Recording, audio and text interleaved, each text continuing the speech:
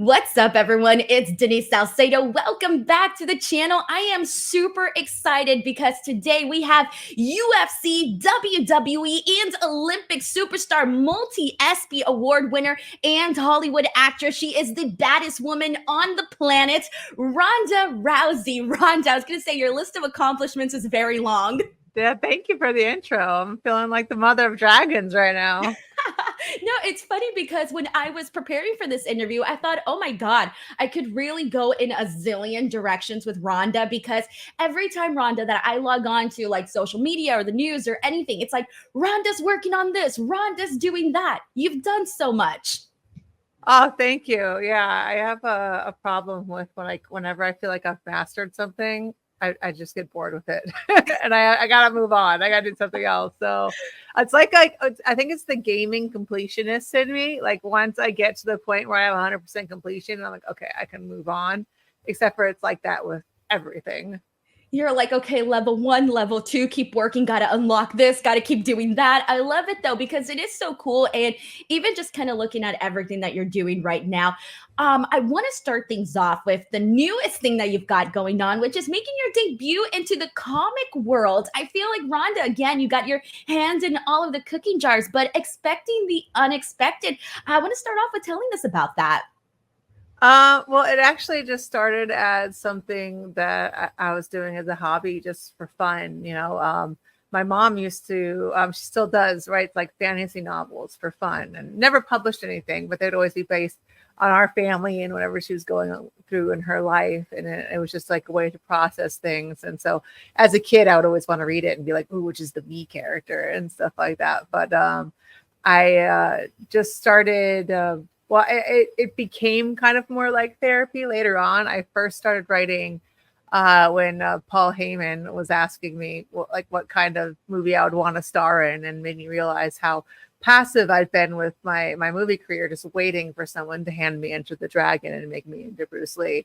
So no one wrote Rocky for Sylvester Stallone, so I was like, you know what, I'm gonna do something for myself. I know that I can't play any character better than anyone, but I can be me better than anybody. So I just need to write something that come up with a story that's more me than anybody else could ever. No one could do it better than me. And so I ended up kind of writing a mix between like Knocked Up and John Wick. It's like if John Wick had a bunch of bodily functions, and instead of like never eating and never going to the bathroom, it's that he's always having cravings and always needs to go to the bathroom because he's pregnant. And that's basically what I ended up coming up with. Well, at first it was called What to Expect When Expecting the Unexpected, but they made me cut it down because it was a little bit too much. But yeah, it just became like a respite from everything. And I have the tendency to focus on stuff just fixate on them for hours on end, which is why I can like train and things forever and master skills like that. But it's also why I'll end up like just ruminating over things that I don't even want to be thinking about, like something stupid that I tweeted years ago. And I'm like, oh God, and I just can't stop going through in a circle on it, or something I said in an interview that didn't come across the right way and I should have said it in a different way, or something like that. And then I'll just keep going over and over in my head. And so it just became a way to take that mental energy that I was just beating myself up with and turning it towards something creative. And so I kind of kept it secret for a long time, because how cliche is it living in LA and being like, so I'm working on my screenplay and then who wants to read it? And it was just embarrassing. So it wasn't until it got to a point where it's like, you know what? I've been working on this for 5 years now. This one screenplay. I've written a whole bunch more. And it's got to a point where, I'm not embarrassed. I'm really, really proud of it. And I feel like I need to share it and get it out there. And at the time, I was not a working screenwriter. I was completely unproven as a writer, and I'm still unproven as a lead. So I'm like, no one's ever going to take a risk on this and make it into a movie. So I decided to go the route of a graphic novel. I've gotten a lot more into graphic novels as I've gotten older. And I'm so glad that I did, because the process of putting a graphic novel together, I feel like is so much more rewarding than a screenplay, which, you get to one point and then you hand it off to the studio and the director and the actors and everything, and they're going to make that story and express the best way that they can. Whereas with the comic, you're everything. You're the screenwriter, you're the director, you're the casting, you're the lighting, you're the hair and the makeup artist, you're the editor, you're all of it. And so we get to do it with a much smaller team and do it from the very beginning to the end. And it's and yeah, I really hope it's the first of many. I hope it exceeds expectations because I already wrote the sequel. So I hope it doesn't. Yeah, I know. It's something I do for fun, so I'm doing it anyway. So why not?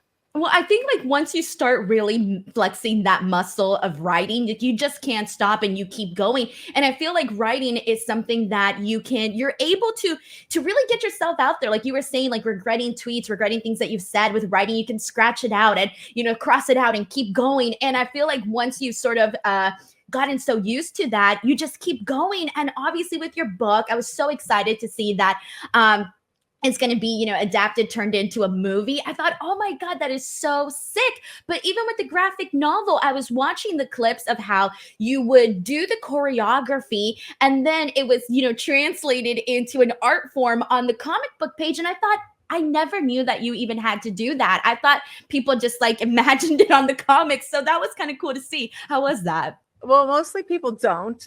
Oh, they don't. Okay. Mostly, yeah. Usually, comic book writers are not going out and acting out their own choreography for the artist. Usually, that's all for the artist to interpret. But because of my love of pro wrestling and fight choreography, I of course was very specific. I choreographed it in writing. I like wrote out all of the fight scenes beat by beat. And it's kind of hard for somebody like Mike Diodato, who's the artist, who's an Eisner and Ringo award-winning artist. He's incredible, and he's a martial artist, so he's done karate and stuff. He still has much different background. So if I'm referring to different kinds of grappling transitions and stuff like that, and even I have like a different style than most people and vocabulary, where I use like judo and jiu-jitsu and MMA and pro wrestling and even fight choreography from film vocabulary. I'm a big mishmash with my my background. So it was just so much easier to act it out for him and be able to take certain screenshots of different sequences and things, because a lot of times in comics, it's a lot of like, punch, kick, energy being kind of fight sequences. You don't see like grappling and things like that, because it's just so hard to get across. And I wanted to bring a unique fighting style to comics that have never really been done before. And so the only way to really get that across is to show it. Because to me, I'm like, oh yeah, so like the step up arm bar that goes around the shoulders and then you come down and da-da-da-da. And Mike be looking at this, be like, what? And like, that the one that I did with Nia Jax, and then another one with Tamina. And I couldn't find it anywhere. I had to like, you know what? I'm just going to act out the whole thing. I'm just going to do it. So I got a couple friends of mine and a couple pro wrestling friends and one of my MMA, one of my judo students, and went to Santino Brothers and set up some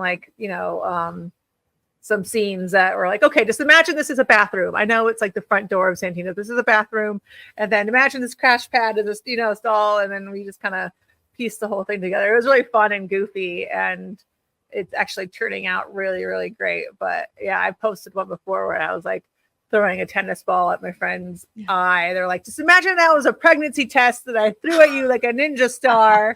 Like stab you in the eye. Yeah. He was like, the tennis ball. And yeah, we had a blast. I was gonna say, I had no idea you did that at Santino's Bros. That's not too far from me. So I'm like, oh, I know exactly where that's at. And that's a pretty cool space to work in. It's very small, but you get what you need to get done there. So that's pretty awesome that you were able to do that. And I feel like, again, with your background, I mean, why wouldn't you go and do the choreography like that? It just makes it much more intriguing and unique to see. Because like you mentioned, a lot of the comics, they might have a lot of, similar techniques when it comes to fighting. But with you can add that extra, that extra flair to it. You're obviously going to add Ronda Rousey to the comic book. So I do want to give you the opportunity to let people know where they can like join up for the Kickstarter and whatnot. Because I was looking at it and I'm like going down all of the perks. And I thought, oh, wow, this is really, really cool. I thought you guys did a really good job of like putting it all out there.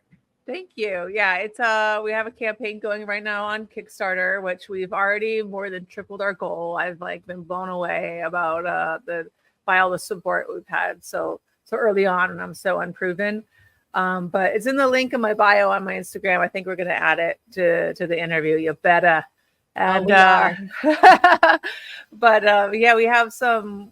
I think like the rewards start at like $20 for like a digital copy, and then $25 for paperback, and then it goes up to hardcover to, you know, we have not just Mike Deodato's cover, but Frank Cho and Raza, which have done incredible covers. We also have merch along with it. We're gonna have an exclusive in-person signing event where you can, you know, bring other things as well, but we'll be signing the book for you. Personal MMA lesson from me and Trav. We're gonna have like a Zoom get together, and there's just, I mean, there's a big long list. You're gonna have to go through it, but we'll also have like signed editions we can send. And one thing I really love about Kickstarter is it ships worldwide, so we're not just restricted to the US, and we can send these to anyone anywhere. That is so cool. Of course, the link is going to be in the description of this video, so you guys can go in, take your time, and read all of it, because it is very, very cool. So, Rhonda, you made some big announcements over at San Diego Comic-Con, of course, on top of the comic book. You also spoke about you're going to be welcoming your second baby, so congratulations. Thank you. I want to start off by asking you, what was the reaction of your little girl when you told her, like, there's going to be a new baby coming about? I don't think she gets it yet.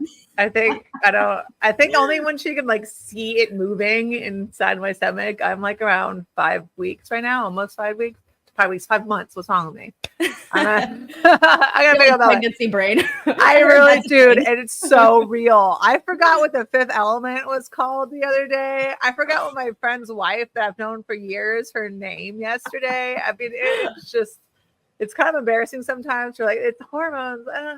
But, yeah, I'm actually as pregnant now. I went at Comic-Con. I was as pregnant at that point as Mom, the assassin, is in this entire book. But it starts off where like Mom is her like assassin alias, because she hides all of her guns and ammo and weapons in a fake pregnant belly when she goes out on jobs, and then she actually ends up getting pregnant and pissing off the people that she worked for, and ending up being, it's basically Kill Bill from when she finds out she's pregnant. The part that they skipped to when she gets caught, you know, it's the part where she's on the run and she's pregnant and she's having to fend everybody off. But I think it's more than, it's not so much about like the plot as much as it's about, you know, her and Hapa, who is very much obviously my husband, and the kind of dilemma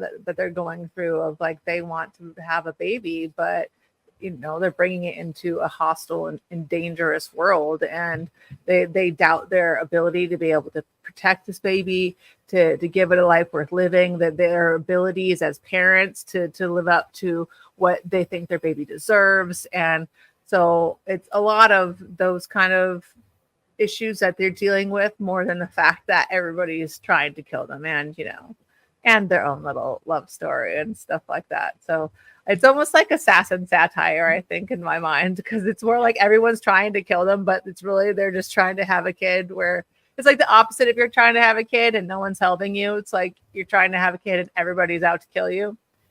You know, just taken to the extreme. Everybody goes through it when they're having a kid. You're like, this is the norm. Yeah, I just feel like the whole world is out to get you. You're like, why can't anything just be normal? I'm like, it's not normal for anybody. And this is just a very, you know, to the nth degree exploration of that situation. I love that. And Rhonda, like, this may be sort of, you know, out of left field or whatever, but I gotta say, you know, as a female, as someone, like, I consider myself very career oriented. And one of the things that as women, we always constantly hear, it's like, oh, you're either career oriented or you become mothers. And I gotta say, you make pregnancy look very, very cool, and having kids, because it's like, not only are you, you know, accomplishing this, like, you know, mother nature, maternal instinct side of you, but you're also still doing and handling all of these projects. And I just want to say, like, I think it's so cool to see a woman tackle both worlds. Thank you. I appreciate that. I had a really good example with my mom. She she was working 3 jobs and had us by herself, 3 daughters alone, and was handling all of that. And it was really a great example of how you can do everything. And so when I had Poe and I went back to WWE, I wanted to also show her that example of like, you can have both. You don't have to choose one or the other. But also, I didn't want to be stuck in that situation where I had to be juggling everything and I could just focus on her. And when one of my mom's advices, well, she advised me and my sister, she's like, don't get married young, don't have kids young. Like, get as much of your career stuff done first and then focus on that. And so I'm very fortunate in that now I get to go and pursue things that the point is what I enjoy, and not like worrying about how am I going to put this kid through college. I kind of already have college figured out. And now I get to focus 100% on my kids. And, my boys are about to go out to college soon. And these are like the last years we're all going to be living in the house together. And I don't want to, you know what I mean? I just want to be like entirely present for all of that. And for these like early years with my girls and stuff like that. So I love that I get to have options, but I also wanted to give that example to Poe that, you can do it all if you want to do it all, but you could also do it one at a time if you want, like everything is possible. And it's just the way that you want to do it and that works for you. So I'm trying to give her all of the different examples. And it's pretty nice to be doing to mom on easy mode instead of expert mode, where I don't have to worry about working 3 jobs and paying the bills and all of these things and being, a mother and a father to my kids at the same time. Whereas, both me and Trav get to be with our kids and focus on them. And, all of the money stuff is already like kind of on the back burner and not the forefront. And we're very, very fortunate, but we worked extremely hard to get to this point. So it's kind of nice that I feel like we're like enjoying the result of all of our work now. Yeah, and your kids get to enjoy it too. And that's just very, very nice. So honestly, more power to you. I do want to go ahead and get into some wrestling conversation because obviously we talked earlier about how you sort of lived all of these different lives, MMA fighter, actress, like everything, writer, and also pro wrestler. So I want to start off with a couple of years ago, I did an interview with Kurt Angle. And one of the things that he mentioned to me was that he thought that you had a better first year than both him and Brock Lesnar. And I thought, oh, wow. So I wanted to get your thoughts on what he had to say about that and also how you look back at your rookie year in WWE. First off, I love them. And I appreciate that. Us shooters gotta look out for each other. And yeah, I mean, it was an incredible introduction. I mean, part of me wishes that I would have, the time that I was wrestling would have been in the Triple H era and not the Vince era, because he was the one that believed in you from the very beginning. And I've just been hearing incredible things about how he's running stuff now. But it was such an experience. Like I came back to WWE because of how great of an experience it was. And I was only supposed to be around I only wanted to kind of be around from like WrestleMania until like Survivor Series, just as like something to do before I had a baby, because I felt like it had to be done. Like it was a calling, and I couldn't not do it. And I loved it so much, ended up doing it for, an entire year, and ended up coming back right after I had my baby. And it was something that you just fall in love with it once you're out there, and like forgetting all of the bullshit and the anxiety of like trying to put things together and the whole process that was needlessly, stressful.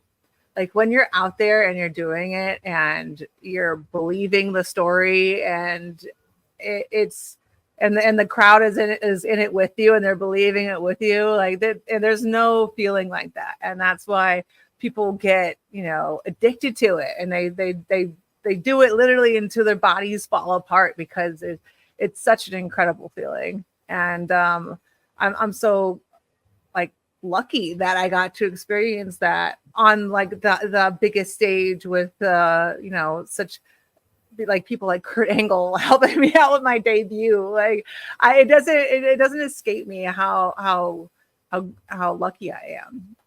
And it's so cool. Like you mentioned, you know, getting to work with Kurt Angle, you know, Olympian gold medalist, a great, phenomenal wrestler. I mean, it's just, it's very, very incredible. But also one of the things that you got to do is obviously be part of the first women's WrestleMania main event and getting to be there with Becky Lynch and Charlotte Flair. When you think back to that feud and that era and how hot and how, you know, everyone was so invested in the story and you guys were all at the top of your game, how do you look back during that time period? You know, it wasn't anything that anyone planned for us. It was just something that the time had come and we couldn't be stopped.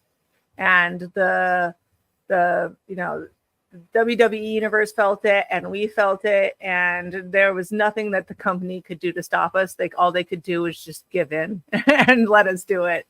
And yeah, I think, you know, it was a moment of time that can't ever be recreated, because I think now the company, especially now in Triple H's hands, they know the potential and the power that the women have.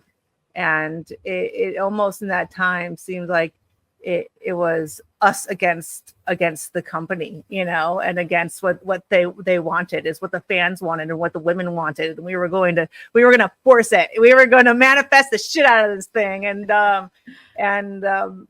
really force our place at the top. Instead of quietly asking for permission to be there, all of us started to demand it together. And yeah, I can't even. Sometimes I look back on that stuff and it's like remembering somebody else's life and experiences, like another person ago. You're like, I lived that, I did that. Yeah, I'm like, oh yeah, holy shit. But it's like, yeah, it's like the memories are like a movie you watch. Yeah. Do you still keep up with everything? Because obviously you got a million things going on, but do you still watch sporadically? I can't at all, man. My baby owns that TV. She's into cars and planes and monster trucks right now. So she's like really big into the Planes sequel. Oh yeah, okay. Where he's a firefighter plane, and she's really big into the fire and just wants to watch. She'll literally wake up in the morning and go, planes, fire. Fine, we'll watch it again. You know, it's just she loves watching movies, like entire movies. And well, there's no time for me to put something on. Sometimes Trav will put like fights on and stuff like that. But yeah, I'm more just letting everybody else have the TV. That's actually how I started watching wrestling in the first place, because I didn't know how to operate my own television. And you know, would put wrestling on all the time. And we started, that was our thing that we would all do together. But yeah, the momming has taken over everything. I literally have to like stay up until like 2:00 in the morning after she goes to sleep to get like my writing work done. So it's like I wish I could watch wrestling. I wish I could go back to my gaming stream. I wish I could do all of these things, but you know, having a kid literally takes up every single second of your free time. Like all of that time I used to have, like of all your like your hobbies and everything, just whoosh out the window. I mean, it's a great trade-off. Don't get me wrong. I would never take it back, but yeah, my leisure time is very limited. Like I had to find somebody to take my baby out of the house so I could do this interview for 20 minutes. I was gonna say, hey, you could have had her on her lap. I don't mind. Oh no, she's like the point where like she'll if I'm not paying attention to her, she'll be smashing on the keyboard and try to like sabotage the whole thing. I'm like, how old is she right now? 2, 3? She's about to turn 3. She's Okay. the world's tallest 2-year-old right now. She's like wearing 4-year-old clothes. But yeah, I also like to, you know, give her my undivided attention and not feel like I'm distracted or anything like that. Because my mom, you know, she was always, when she was home, she had 3 jobs. She was working as a consultant and writing grants and all of these things. So when she was home, she was always working. And I know that she didn't want to have to always be working. She wanted to be able to focus on us for that time. So I want to I want to give that time to her. I love that. Well, you know what, Rhonda, I gotta tell you, I mean, I can talk to you forever, but I really do appreciate you taking the time to chat with me, and of course, talking about your new graphic, comic book. It's so exciting. I'm looking forward to seeing what else you do and what else you'll discover while you're watching shows with your daughter. Who knows what you're gonna see something and be like, hey, I'm gonna dabble into that next. Yeah, it's 100%. Well, while we're watching Planes for the millionth time, I'll get an idea and I'll write a little note. And I'm like, oh, at 2:00 in the morning, I'm going to add this to my screenplay or something like that.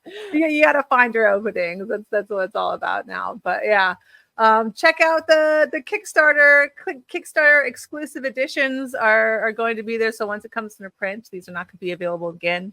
They're in a bigger size. You have special covers, all these other things. So please check it out. This is going to be like my rookie card of graphic novels, hopefully, if this takes off. So don't let it be like Hollow Knight with me when you're like, oh my God, why didn't I join the Kickstarter back then? And now it's like the best thing ever. Not that I'm comparing myself to Hollow Knight, but I'm just saying Kickstarter is pretty damn cool once you start getting involved in it.